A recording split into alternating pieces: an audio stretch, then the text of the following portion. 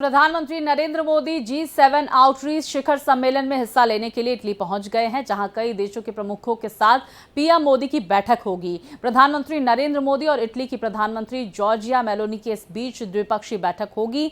वहीं इटली पहुंचने पर प्रधानमंत्री नरेंद्र मोदी ने सोशल मीडिया पर पोस्ट किया, G7 शिखर सम्मेलन में हिस्सा लेने के लिए इटली पहुंचा, विश्व नेताओं के साथ सार्थक चर्चा में शामिल होने के लिए उत्सुक हूं। उन्होंने आगे लिखा कि साथ मिलकर हमारा लक्ष्य वैश्विक चुनौतियों का समाधान करना और उज्जवल भविष्य के लिए अंतर्राष्ट्रीय सहयोग को बढ़ावा देना है। ये पोस्ट प्रधानमंत्री की तरफ से किया गया। विश्व के नेताओं के साथ सार्थक चर्चाओं में भाग लेने के लिए उत्सुक हूं। साथ मिलकर हमारा लक्ष्य वैश्विक चुनौतियों का समाधान करना और उज्जवल भविष्य के लिए अंतर्राष्ट्रीय सहयोग को बढ़ावा देना है। तो प्रधानमंत्री की तरफ से इटली पहुंचकर ये पोस्ट किया गया।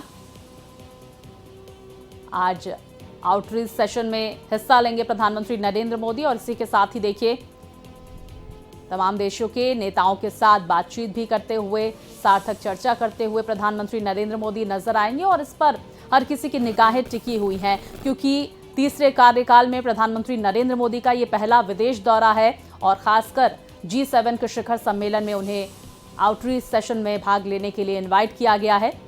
और देखिए एक और बात पर हर किसी की निगाहें टिकी हुई हैं, वो है इटली की प्रधानमंत्री जॉर्जिया मेलोनी और साथ ही साथ प्रधानमंत्री नरेंद्र मोदी के बीच द्विपक्षीय बातचीत पर।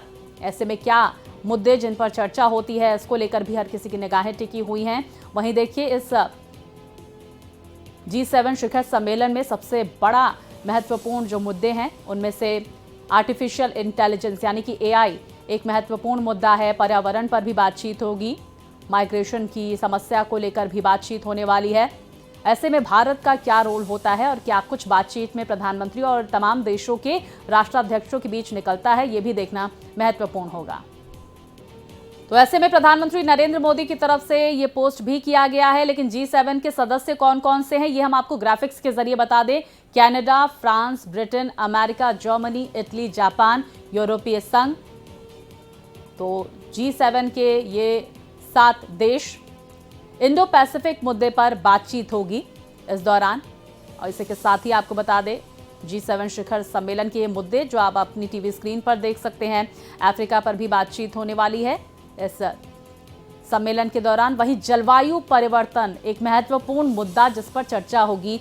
पर्यावरण को लेकर भी तमाम देशों के प्रमुख G7 देशों के प्रमुख बातचीत करते हुए नजर आएंगे। शरणार्थी समस्या यानी कि माइग्रेशन की जो समस्या है उस पर भी बातचीत होगी। आर्टिफिशियल इंटेलिजेंस AI पर भी बातचीत होगी इस सम्मेलन के दौरान। तो G7 से जुड़ी अहम बातें भी अब आपको ग्राफिक्स के जरिए बता देते हैं। G7 से जुड़ी ये महत्वपूर्ण बातें, दुनिया की 7 सबसे बड़ी विकसित और उन्नत अर्थव्यवस्था वाले देशों का ये समूह है और शुरुआत में ये 6 देशों का समूह था, जिसकी पहली बैठक 1975 में हुई थी। बैठक में वैश्विक आर्थिक संकट के संभावित समाधानों पर विचार किया गया था और 1976 में कनाडा इस समूह में शामिल हो गया और इस तरह G7 बन गया। तो देखिए G7 देशों के मंत्री और नौकरशाह आपसी हितों के मामलों पर चर्चा करने के लिए हर साल मिलते हैं। हर समस्या देश बारी बारी से अध्यक्षता करता है और हर समस्या पर चर्चा करता है। और इसके साथ ही बता दें 2 दिवसीय वार्षिक शिखर सम्मेलन की मेजबानी करता है। G7 खुद को कम्युनिटी ऑफ वैल्यूज यानी कि मूल्यों का आदर करने वाला समुदाय मानता है और स्वतंत्रता, साथ ही मानवाधिकारों की सुरक्षा, लोकतंत्र और कानून का शासन इसके सिद्धांत हैं। समृद्धि और सतत विकास भी इसके प्रमुख सिद्धांत है। शिखर सम्मेलन के अंत में एक सूचना जारी की जाती है जिसमें सहमति वाले बिंदुओं का जिक्र होता है। तो सम्मेलन में G7 देशों के राष्ट्र प्रमुख, यूरोपियन कमीशन, यूरोपियन काउंसिल के अध्यक्ष शामिल होते हैं। शिखर सम्मेलन में दूसरे देशों और अंतर्राष्ट्रीय संगठनों के प्रतिनिधियों को भी आमंत्रित किया जाता है।